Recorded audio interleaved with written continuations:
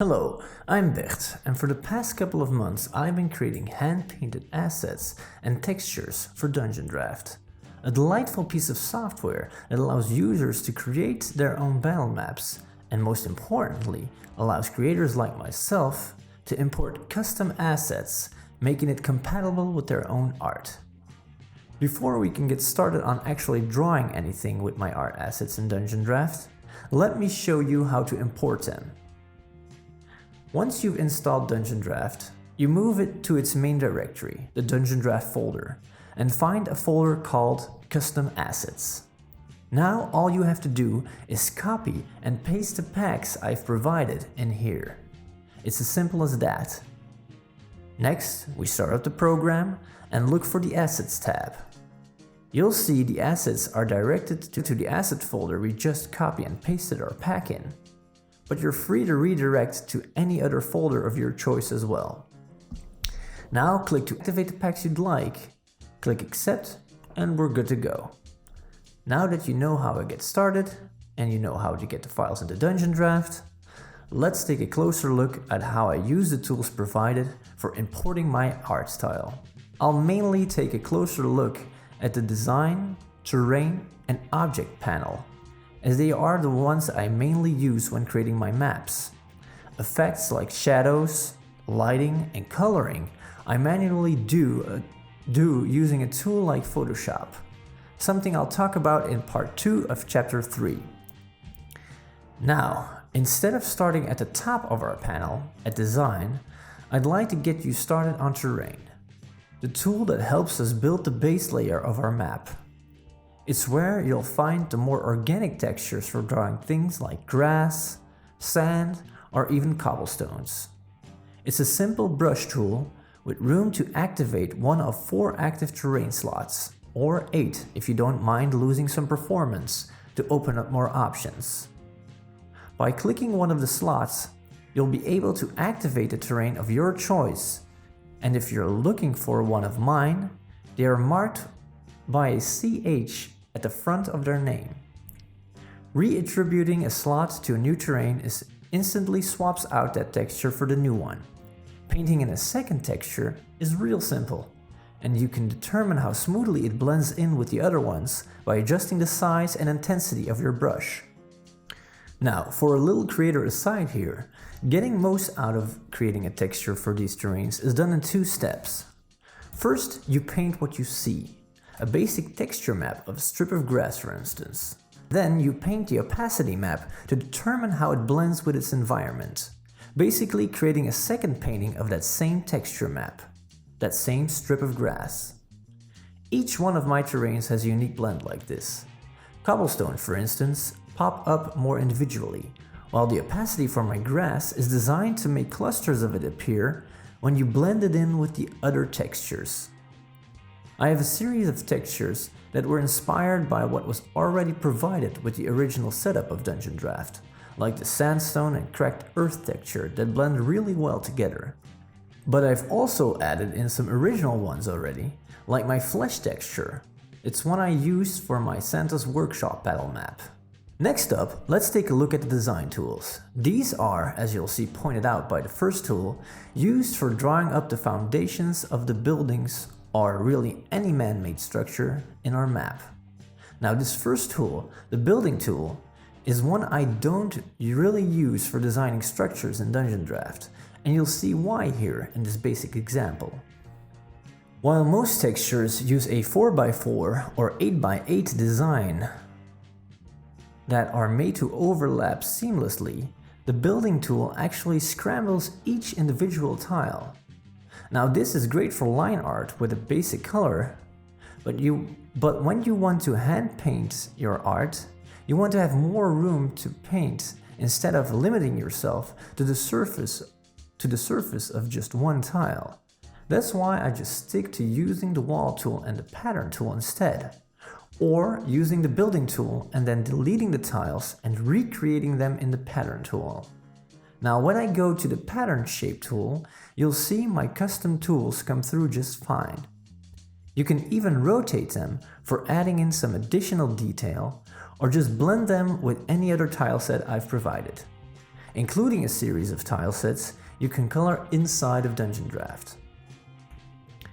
There's another tool I use to add in a lot more detail to all the assets I provide, and that's the Path tool, located in the Terrain panel. Originally, the Path tool is mainly used to draw paths like staircases, railroads, or cave walls.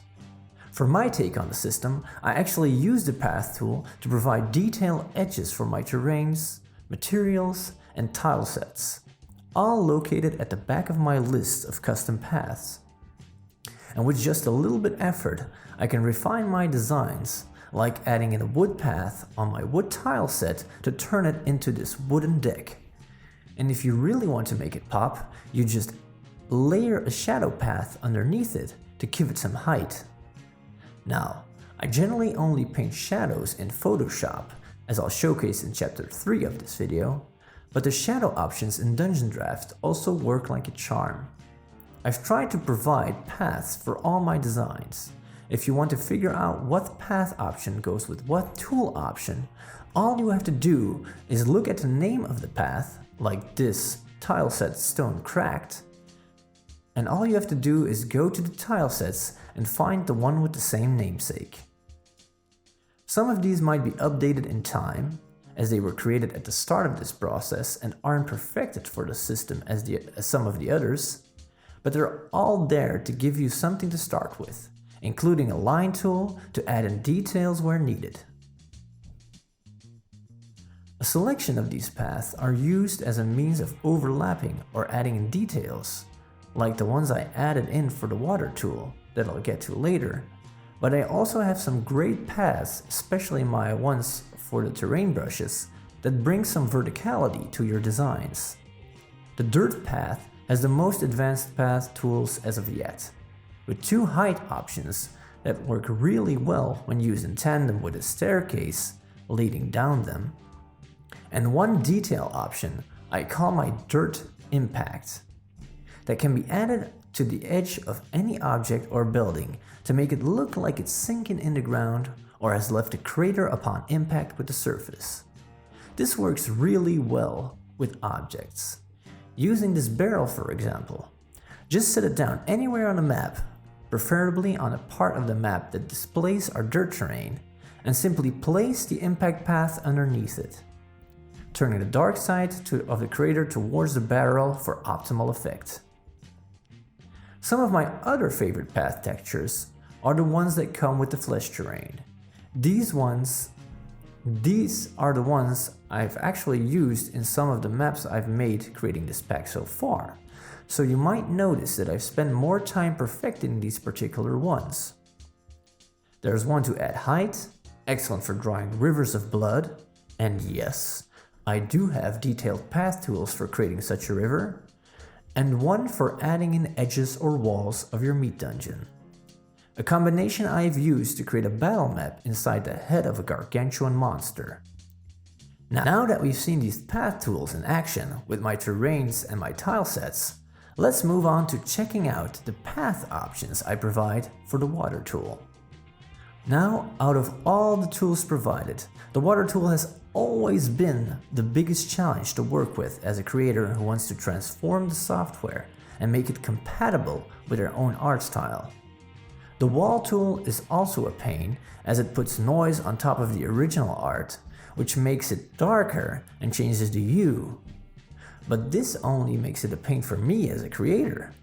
The water tool, on the other hand, creates an issue that also makes it more difficult to use for the users who want to create battle maps in my style, as it has almost a full tile's worth of black lines at its edges. And ever since I started in this quest to create my customized version for the software, I've been looking for ways to circumvent this design. Originally, I had planned to just skip this tool and make a material texture for water instead, but in the long run, the water tool is just a lot more versatile to use. I've actually already talked to Tom or Megasploot, the creator of DungeonDraft, about this, and he might provide an option to turn these edges off in the future, but in the meanwhile I've decided to just use the paths I've provided at the edge of my terrains and my custom edges for water, to try and overlap those black lines. It's somewhat of a pain because as I've mentioned before, it's 5 foot of terrain to cover, but it works. If you use it in combination with the tile sets, however, it's a lot easier, because tile sets as a whole can be placed on top of any water created within the water tool. Now, the paths I provide for the water tool aren't just tools to cover up the edges, but I've also added several ripple effects. Some to create the effect of an object bobbing on the surface, like this barrel here, and some to add the effect of water in motion. You'll also find a water tag in the Objects folder to add even more detail to your rivers, lakes, or oceans. Next tool in line is the Material tool. This one is basically a terrain tool and a path tool in one. It's an excellent quick fix for adding in large detailed areas on the map, but in my opinion it does require some finesse to make it look at its best. As you'll notice while I'm playing around with this asset material here, the edges are pretty hard to control, especially when it comes down to filling in smaller areas on the map, and using materials with a wide edge like my lava tool. Using the path tool in addition with any other tool allows a lot more room for editing the exact look, while the material tool is a bit more unwieldy to use. Again, it's excellent for filling in large areas on the fly, and for those of you that don't mind going with the flow of the tool. The mountain and cave materials are a perfect example of this. When used as a material, they're very easy to use on the fly. But when you take a look in the path tool for my cave edge options, you'll see I've added in a lot more versatility here. Each one of the path options for the cave edges is marked by a number, 1 being the top, 2 being the middle, and 3 being the bottom of this set. Excellent for creating multiple levels in a cave or creating depth when drawing up a cliff. They're designed in a way that you can mix and match any level 2 cave with any level 1 or 3 path provided. This isn't just limited to dropping a level 1 red on top of a level 2 mid, but also dropping a level 2 mid cave path on top of the cave walls used in the lava material tool. Another excellent tip for creating dungeons is using the dungeon void material for marking the void beyond your dungeon. It also doubles as void at the bottom of your dungeon actually, as the color of the level 3 path blends perfectly with the color of the void material. The dungeon void material even comes with its own edge that you can find in the path tool, excellent for adding in details when you're building something underground. An excellent example of which you'll find in my Santa's Workshop Battlemap. As you've noticed, I love putting in these path options for adding in details to the other toolsets. I feel it's really something that takes creating custom battle maps in DungeonDraft to the next level. That is why I decided to add a special details tag to the object folder as well, filled with objects that can be used to add minor decorations or variations to the assets in the other toolsets. As always, they're simply marked by using the designation of the tool they are linked with. Wall, Stone, 3. The perfect match for my little building here. All we need to do is make sure we're working on a layer that's above the wall layer, and Bob's your uncle. Same goes with these palisade pillars here. Draw a line and bust out our objects to add detail. The big ones generally cover 2 pillars, and the small ones a single. Excellent for covering up glitches when you're using Palisade Wall tool for odd shapes. As a final example for this showcase of the customized toolsets, I wanted to show you the tools I've put together for building a sewer system. Created in the final weeks of finishing up my original asset pack, they're an excellent glimpse of what the future of my designs in DungeonDraft will have to offer. Using walls to cover up my material. A disclaimer here, I forgot to put my material on a layer above the water level, making it a bit harder on myself to cover up these water edges later on. Then, using a custom color code for my sewer water and adding in custom colored sewer paths that are compatible with these codes to provide details. Codes I plan on making available on my website for each unique combination I create. Finally, we add in some pipes using the path tool above the wall layer. The pipe tool comes packed with a bunch of fun little details in the object tool for you to customize on the fly. Now, there are actually a lot more functions to DungeonDraft that I haven't covered in this chapter, some of which you'll see me play around with as I move on to the next chapter in this video. Things like creating clusters, making prefabs, custom colored objects, etc. Not even mentioning all the lighting options that are out there. What I wanted to focus on here was my take on using this software and what I had focused on when creating assets for it.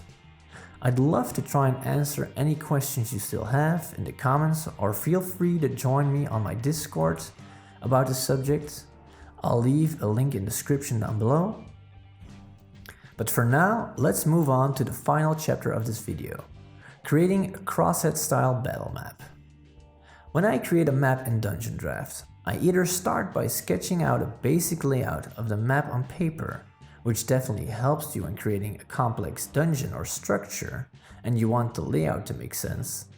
Or I start by painting my terrain layer in DungeonDraft directly based on a reference photo or concept piece, and let the happy coincidences guide me through. The latter here being excellent for creating random encounters with the emphasis on random. Now, as I've mentioned before in my introduction, creating a map in DungeonDraft obviously starts with the basics. Painting a terrain. I do this with fairly large brush size as I let the grid guide me along the way. Whether I'm painting a pre-designed map or a map where I'm just winging it, the grid always helps you keep an eye on the basic layout of your map to ensure you have provided enough room for your players to improvise on the fly. Next, we'll draw in a river here, and what's really excellent about the tool, in exception to all the issues I've mentioned in the previous chapter, is that you can define the texture of your river based on the terrain you use underneath. Using the moss terrain, for instance, is an excellent method of creating mucky water, perfect for a sewer or a jungle setting. Here I decided to use the basic dirt texture, keeping the surface of the water as neutral as possible.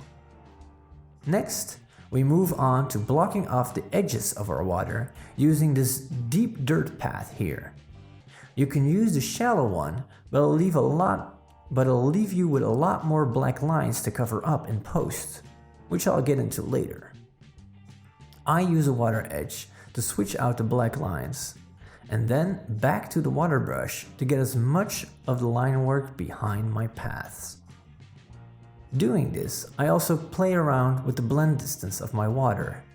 This river isn't that wide, so making the blend distance smaller gives me a lot more detail in the execution. I'd love to build a little bridge over my river here, and I've got a bunch of options for doing this in my path tools. Most of those are excellent for building in a simple suspension bridge, structurally sound or rickety. Both options are available. For this example, however, I prefer to stick with my bridge options in the Objects tool. The single object bridges don't seem to have enough of a span to get me across this river, so let's stick a multi-object bridge instead. Simply place the ends on both sides, drop a centerpiece in the middle, and adjust until you feel like it looks just right. Next, I'd like to draw a little cottage here on the right side. So we'll move on over to the Wall tool. As always, I prefer to work with my shadows turned off, doing all my shadow and lighting corrections in Photoshop, which I'll get back into in part 2 later on. But the shadow tool in DungeonDrafts are good enough to use in a pinch. They can always be turned off or on at any moment's notice, which is really nice. Now that I've got my cottage walls, Let's go into details section of the objects tool and find something to help us enhance the design. These wooden pillars work like a charm. All we have to do is place them on top of the walls, turning off the snap function for a second, and our building instantly looks a whole lot better. Adding in a door or some windows is also paramount, obviously, each of which adds a layer of interactivity for our players to play around with when navigating our battle maps. The object details we just used for improving our wall designs obviously also work like a charm in combination with any windows or doors. Now, all we have to do is use the terrain tool to draw out a little path that connects the cottage with our main road. As mentioned before, the latest addition to my asset pack was an update for some of my basic nature assets. Over the last 6 months, I think I might have drawn over hundreds of trees looking for the right fit, and I'm pretty happy with the final result in this latest pack. I had tried both shaded and unshaded versions, ones with heavy line work and ones with as little as possible, and this is where all of the trial and error finally landed me. I've also added in a bunch of flower patterns, which are great for creating random clusters. These are all pre-colored because I feel it was a bit easier to get those colors right for use with my existing textures instead of going with a colorable design. The pack contains a number of rocks, essential in building almost any map, excellent for lower cover and perfect for just adding some detail to your art. Now that we've finished most of our greenery, let's take a closer look at that river. It already looks pretty good as is, but it can do with some more line work for adding in some sense of motion. Using one of our water paths here, we can get this done in a jiffy. We can also add in some objects, like this rock for instance, using the ripples to make it really blend in with the river. And as a final touch, we'll take a look in the water section of our object tool. All of these assets are excellent in helping us bring this river to life. Now, I can go into a lot more detail about finishing up this map, dropping in furniture into the cottage, adding in some flavor like these cobwebs here to make it feel like it's been abandoned for quite some time. But all of these are things you'll figure out as you go, and they're specific to the type of map you're trying to create. I'd prefer to move on to the next step, and that is exporting our map for use outside of DungeonDraft. Specifically exporting map for adding in finishing touches in another piece of software like Photoshop. Now, when I exported this map and subsequently deleted it afterwards, I forgot to show you how I export 2 versions of my maps for ease of use later on. So I decided to return to one of my pre-made maps here, the map I actually used as an inspiration to do the showcase in the first place, and show you how I prepared a saved map for export. I do one normal with export without grid, like I just did with my previous map, and one where I delete all the layers that are added in as a part of the terrain or surface area of my map. The water, the lower edges, the flowers, weeds, and all other small blends have to go. Turning off the terrain layer and exporting it as a PNG so that I can use it to paint shadows underneath of these objects. Next, I upload both images into one Photoshop file and start by doing some minor color corrections before I get into adding on shadows or anything of that sort. Here you see all the effects layers I use for this map. The first is a selective color correction to turn down the darkest black somewhat. The amount you turn it down depends on how dark the shadows are that you decide to paint over the original image. Next, we look into rebalancing the colors in our map. I've tried to keep the colors in all my assets as versatile as possible, but using a balanced color effect here can really help us turn up or turn down certain color values to create the right atmosphere for your piece. And thirdly, we use levels for the same purpose as we use our selective color effect again. Again, you'll need to tweak this based on the shadows you end up using later on. Next, let's take a look at that second version of my map I exported in DungeonDraft and what I use it for when importing it in Photoshop. As I turn off my base layer here, you'll see the second layer in all of its glory, including some minor adjustments I painted on top of my river layer. Mainly used to cover up those black lines that I talked about before, and adding in some more depth to the pond here at the bottom of my map. Taking a closer look at the layer itself, by control-clicking it and selecting its boundaries, we can see this layer isn't just excellent for adding in shadows later on, but also excellent for defining the custom grid we throw on top of it at the end of this process. The shadow layers used in combination with that map layer is actually a copy of my original shadow layer, which I'll talk about next, that's placed underneath the second map. This really helps all the vertical elements on your map pop up from the map, using a brush and a mask to fade out the shadow moving away from the base of all the objects, or downright deleting any double shadows from small objects that don't cast that much of a shadow at all. The main shadow layer, however, is painted on top of both map layers. When I select it, you can see that I simply start by painting over the original shape of the pre-made objects to add more depth, and then paint a basic cast shadow on the other side of the object to display its height. An excellent tip to make this process a lot easier on yourself is to rotate your map to face the direction of your light and then paint those shadows straight down. Draw a vertical line from the highest point and then attach that to the base of the object on both ends, based on the shape of the object, obviously. As a finishing touch here, let's take a look at how I turn my maps into darkness. First off, I use a blue color fill, similar to the ones I use in my shadow layers, and cover the whole map in a multiply. Next, I use a series of effects to rebalance the colors towards blue. Turn down the blacks in my coloring, and lower the general hue, as colors aren't as vibrant in the darkness, obviously. And make sure the entire map isn't too dark to be able to see anything. All we have to do now to add in a source of light is to put these effects in a single folder and paint out a mask where our source of light is.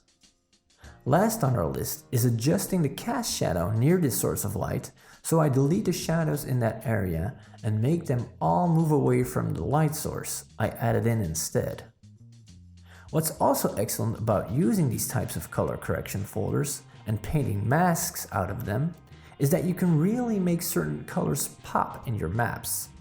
Not just for dark maps like these, but really any map you'd like to add some finishing touches to in post.